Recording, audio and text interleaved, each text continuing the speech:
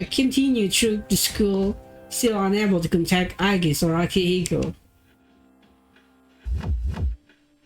The invisible wall seems to have leading me toward the gym. Compared to the one back of Gekuhan height, this one is rather modest, but the chair stacked to unusual height and the monitor everywhere gave it an eerie air. Ah, the monitor is switching on again. This time it's not showing general data. Outrings, this appears to be commercial for a fighting event. Succession of young men and women are introduced as participants. One of them are recognized as Amagi. They're wearing the same uniforms as Amagi. I assume these are the friends she spoke of. All of them are introduced with horrible affinity, but the Amagi I met in person was a completely different, sophisticated girl. I suppose the enemy made up all the taglines. Just as Amagi introduction ends, the video suddenly turns off and General Teddy face appears on screen. Oh, they're not showing it to us, thanks God. I had to completely rejigger the bracket to accommodate 3 new contestants! 3 new contestants. Myself, Akihiko, and Aigis? On the other paw, a tournament's more exciting with more people in it! But getting back on track, allow me to introduce your next opponent! When I enter, someone who had already been there turns around. His face, it was on the video a moment ago. There's people besides us here? You're... Holy crap, she's smoking hot. The thing she's wearing doesn't hurt either. You were in that video just now. What was it they called you? Captain Ressentiment? Ressentiment? How come you remember that stupid title and not my real name? Figures I need a knockout like this and she already knows about that. God, I was dead.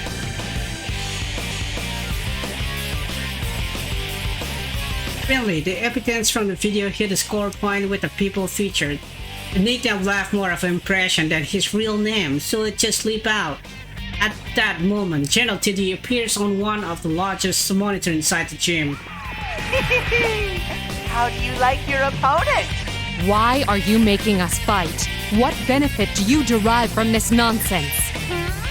So many questions! I just want you all to suffer! Isn't that exciting? Isn't that fun? That's what this is about? No. If Labrys is involved, there's more to it, isn't there? Enough jibber-jabber! Hurry and start the fight! Look at your opponent! He's ready, see? The general smirk strikes me as incongruous. It's the same as the time with Magi. As I glare at the monitor, thinking that more interference is at work, here I hear unexpectedly bitter words. Yeah, Teddy's right. I mean, you're the one who barged in here. Man, who'd come to such a dangerous place without hesitating? You really are an ice queen. I bet you don't have many friends, huh? It happens again. The moment that noise kicks in, not only does my opponent personality change, they begin speaking of things they shouldn't know about.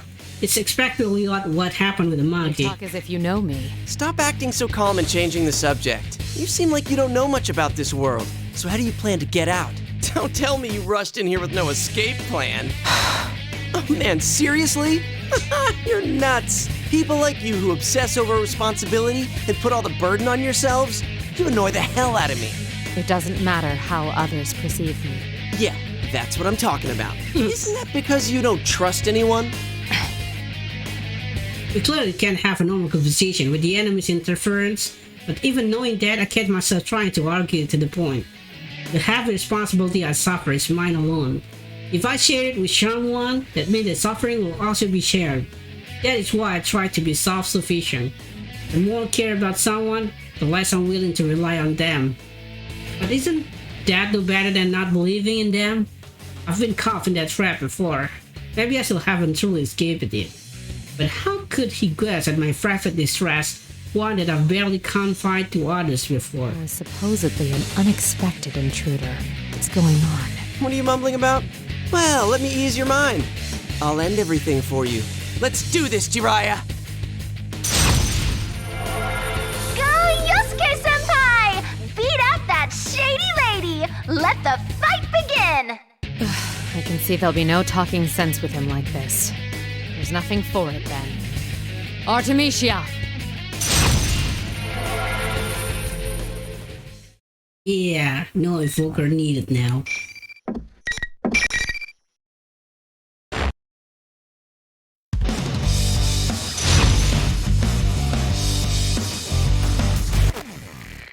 Ice Cream. Come on, Ice Cream. Here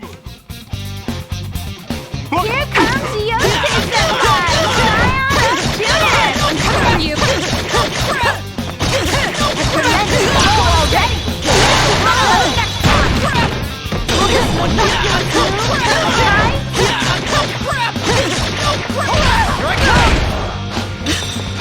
Has the battle been decided? And stay there! I submit to you. Alright, it's over. Time to leave.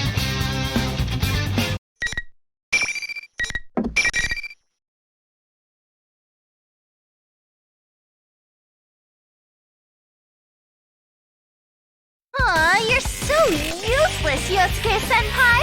Unfortunately, the party crasher wins. The girl on the PS system is rare castle with her insult. Then after, General TD appears on the monitor. You're so strong, miss. I can barely believe how gorgeous and powerful you are. It seems they're not provoking us only to have us fight one another. And their method. Is it more like an illusion they're casting over us, rather than some sort of mind control? Still trying to figure everything out? Switch your brain off and enjoy the Grand Prix already. Sorry, but I'm not some savage who enjoys the suffering of others. And don't call me Miss. My name is Mitsuru Kirijo. Kirijo? You've toyed with us, and I don't take that lightly. I'll make you pay for what you've done. You better be prepared for that. Kirijo. The moment he hears my voice, the face on the bear's costume distorts into a mass of hate. You're the one who should be prepared. I'll never let you stop me. The broadcast ends after he flings those words at me. I mentioned my name on purpose. He reacted as strongly to the name Kirijo as I thought he would. Still don't know anything for certain, but I'm increasingly sure that General TD is related to the circumstance surrounding At Labrys. first, I thought I'd stumbled into an irrelevant side incident, but evidently not. We were meant to come here. Just then, the young man behind me slowly gets to his feet. Ow! Ah, you're awake. It seems now that the battle is settled, the interference causing us both to seems odd has vanished. Anamura cranes away, frightened. Can't help but shrug. My. Magi reacted the same way. Were the things that the illusory me said that harsh? Oh, you bet. Wait, what? Illusory? And did you just say Amagi? You meant Yukiko? Yes, before I came here. I was forced to fight her, quite against my will. I explained the situation to him. Also add that she shared information with me on last year's case that should help prove that I did encounter Amagi. Just on the off chance I asked Anamura about Labrys, but he seems not to even know the name. Once we finished speaking, he stand up and placed his hand in the air as if touching something. There. Only the winner can move on, huh? I'm the only one who can feel this invisible wall thing, so I guess it's true. I'm glad you understand. I was worried you'd doubt me since I'm a complete stranger. Well, you didn't seem like someone who'd try and trick me. I mean, what's the point? I've lost now, so I can't go anywhere. Indeed. You're very pragmatic. The young man waves away my compliment. Nah, after what I went through last year, I just got used to coming smack up against insane stuff in this world. And Yukiko, my friend you met, she believed in you. So I don't mind trusting you too. I see. Can't help myself from smiling. Their bond seems to be real. I do somewhat envy the way they trust each other without a doubt. That could never have happened unless they had overcome the same trials together. I'd like your opinion on something. What do you think is the objective of this tournament? That General Teddy said it was all in fun, but I doubt it's anything so simple. I've been wondering the same thing, but I don't know. But you know, it might not just be Teddy behind it. I met this weird girl earlier. A weird girl. She was about my age, and she said she was the student council president. It was like she had no idea that she was inside the TV world. That doesn't seem very likely, does it? No, I doubt one could be unaware of such things. It's possible that she didn't come here of her own will. This may be a school now, but it doesn't always look like this. When normal people who don't have personas come in here, the world changes to reflect what they're thinking of. It happened every time a victim was dumped into a TV last year. Maybe this time she's the victim.